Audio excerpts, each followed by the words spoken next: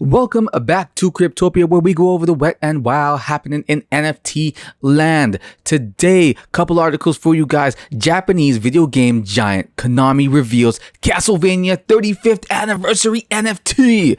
Get excited. I'm so I've never played the games before, but if you played the games, you must be excited. The Japanese entertainment conglomerate and video game company Konami Holdings Corporation has revealed a non-fungible token collection in order to celebrate the 35th anniversary of the firm franchise, Castlevania.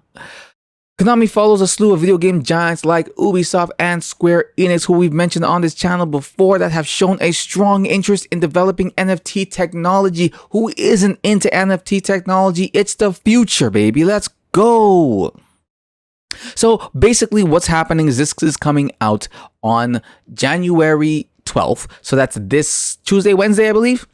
It's a collection that's about 14 pieces. It launches on an auction available for all on OpenSea. Let's just take a look down here. As you can see, Konami's Castlevania NFT collection consists of 14 pieces of art, and the sale will begin on January 12th. Like I said, Konami's entrance into the NFT space follows the president of Square Enix's discussion on NFTs and the metaverse in a year's letter. Everyone's getting into NFTs. Why aren't you? You probably are, which is why you're watching this. We're just going to skip over the rest of the article. It's basically going to go off into some more details. Let's just take a look at this real quick here. I'm going to link to everything down below so you can come check it out. This is directly to their website.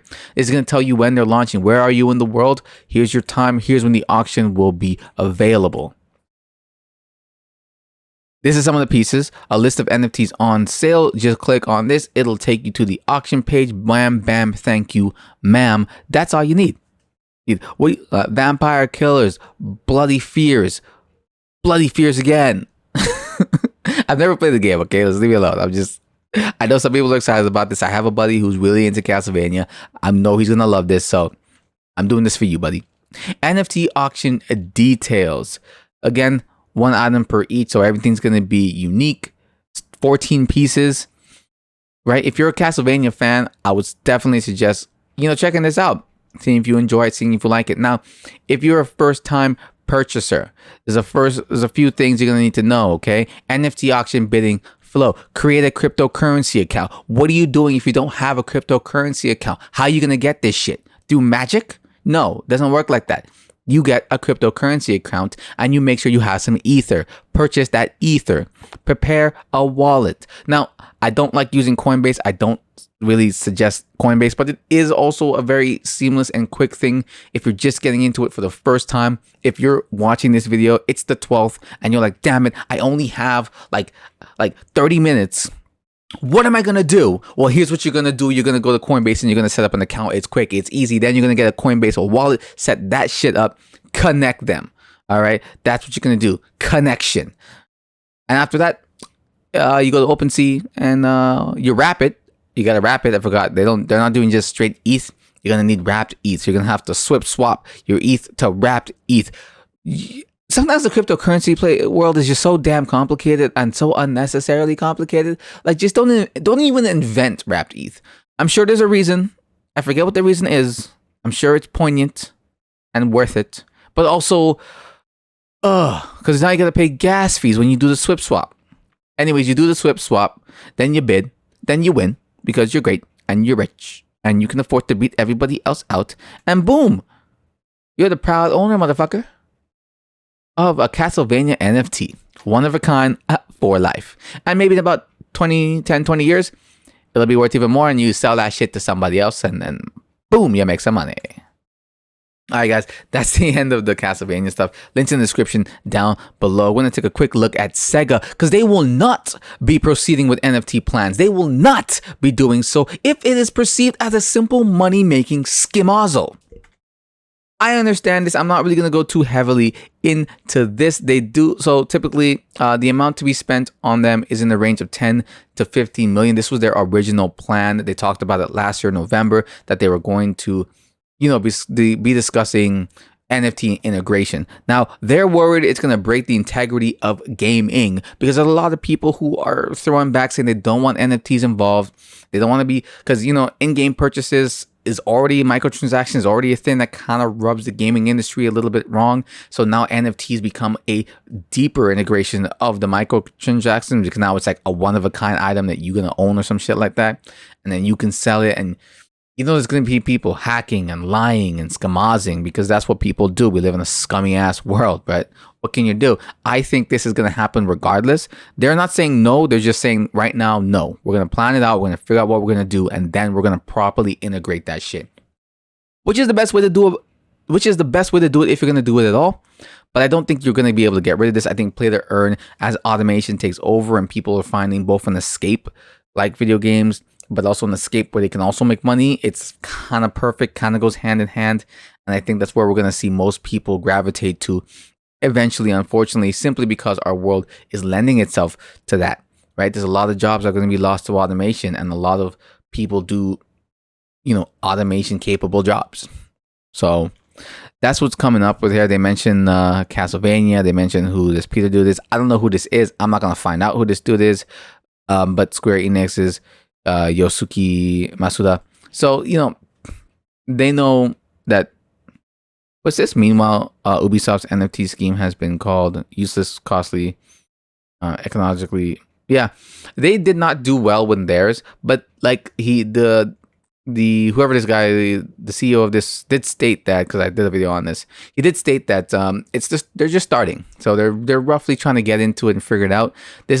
That's probably a big reason why Sega decided to stop and hold off on it. Because they saw the backlash that was going to happen. But again, I don't think it's going to be. It's coming. It's coming. It's just you might have to find a bigger, easier, seamless way to put it in there. I'm thinking even if you just kind of separate them and maybe have a play to earn version of your game and a non-play to earn version, that might be a lot more costly. But you might make money if you have those options. It's hard to really pinpoint it properly. But I'm sure they'll figure it out. All right, that's the end of that one. Moving on to the last article we got here. An NFT collection of 10,000 Wall Street Bulls sold out in 32 minutes. This happens a ton. There are a lot of bots out there doing these public sales too, so it's sometimes shit just gone. And soon, risk-hungry collectors can double down or lose it all through a new gamification feature. That sounds spicy. Let's see what's about it. In 5 minutes of launching the NFT collection targeted at retail traders behind the GameStop mania, 1,000 of the colorfully creative bull riding rocket ships had already sold out. By about 8 minutes, half of the collection was purchased. At 32 minutes, man, it was gone. You were looking for it. Like, where is it? Where it be? Oh, it's gone, nigga. It's gone. I gotta stop saying that. I feel like I'm gonna bleep that out because I feel like I get hit every time I say that on YouTube. I was popping champagne, the creator said, smoking cigars. I had women. I had white stuff. And I meant white stuff as in like powder stuff, not the other stuff. I was popping champagne, smoking cigars. I had girls, I had booze, I had white powder, and I freaked out. I freaked out, he said. Rakam, however you say that name. I went from being an artist for 20 years, broke motherfucker. That's basically what he's saying. I was poor as hell. Making cartoon bulls riding rocket ships. Who would have thought? I was making Van Gogh level art, but the bulls riding rocket ships, that's what made me a millionaire. And then in one blink of an eye, all the planning and hard work massively paid off. The 4 founders of the Wall Street meme account, which was inspired by a massively popular Wall Street Bets subreddit that's credited with launching the meme stock phenomenon, made about $2.5 million from the initial sale and continues to make royalties from NFT collectors trading the bulls. This guy, bro, this is what it is, bro. Dedication to the craft. Don't give up. Don't give up. Unless you suck, then maybe give up, because 20 years is a long time to maybe keep sucking. I'm just saying. The lower price of one of these bulls is now 0.2 ETH, or roughly $638. according to OpenSea. The NFT, a digital piece of art stored on the Ethereum blockchain. All right, we know what they are. We're just bulls, said Boris, a co-founder of the Wall Street meme page, who asked for his identity to remain undisclosed. He's like, I'm rich as fuck, bitch. I don't need you poor ass people bothering me. That's what that says right there. You got to read between the lines when you read these articles. These mans be talking mad shit all the time, bro. Anyways, let's move on. A new gamification feature will allow bull holders to take a chance on making their NFT even more valuable. How do you do this, you might ask? Well, shut the fuck up. I'm still reading. Or worthless.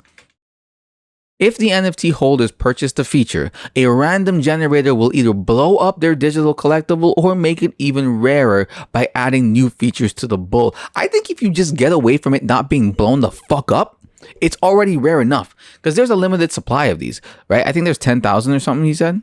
Yeah, that's what it says in the yeah, collection of 10,000. So if like in theory, you could blow up all 10,000, right? Like, I don't know how the random generator is really random, but if it truly is random, it could essentially blow up everything. And you could literally eliminate the entire thing. And how often can you purchase this? Because if you could do it multiple times, could you get rarer and rarer? Or just keep blowing things up? It's kind of like trading options in the stock market, Boris said. Your options could go to 0, or you have a 100x option, or you pull out sometimes. Sometimes you can pull out of options, but all right, I get what you're saying, that you took a risk with. And that's what we're bringing to the NFT world. All right. You're either smart or you're stupid. Either way, it's for fun, right? It's just for fun. I don't know. Rackham and Boris see their collection as an extension of the retail trading revolution that began in January 2021. I was a huge fan of this. I love this. Sticking it to the man for sure. One of the biggest reasons I love cryptocurrency as a whole is the freedom, is the fact that the institutions can't really take that much control over it. Regulations are necessary. I support that. Too much is too much. But it's like we've allowed you to have control over our financial situation for decades now, and you fuck it up every single time. It's not broken. This is how the financial system is supposed to function. In my opinion, it's like the Matrix. You know what I mean? Neo is a variable in the Matrix to both break it and remake it, to keep that flow going, right? That's the whole idea. It's the same thing with the stock market. It's meant to crash. They crash it, it goes back up, it crashes, it goes back up, and that's it. And then whoever dies along the way gets fucked. That's it. But that's how it's designed to work. I'm like, well, why can't we stop that? Like, why have you not thought of a better way of doing it? Right? Like the architect in the Matrix is like, well, we don't have to do it this way. And Neo decided, hey, I'm not going to do what the other idiots behind me did because I got pussy waiting for me. That's the only reason he fucking did it, by the way, right? Everybody else didn't have a girl for whatever reason. And he's like, no, I got pussy waiting for me. I gotta go, bro. The power of pussy is beyond you. You're like, you don't know, bro. You're a machine. You're a program. You have no idea. It was a beautiful message showing that when people bond together, they still have control over even something as big as Wall Street market. Boris said the message behind this NFT collection kind of summarizes it in a funny way. Everything that happens in the past year. Yep, I would agree. So this is crazy. This is strange. But this is what I love about the NFT world. It's just like you got some weird stuff that's, what the fuck is this? That's always happening. So, all right, guys. Hope you enjoyed that. Thanks for watching. Leave a like down below, comment, and subscribe. And I'll see you probably tomorrow because, I make videos all the time. I don't know why.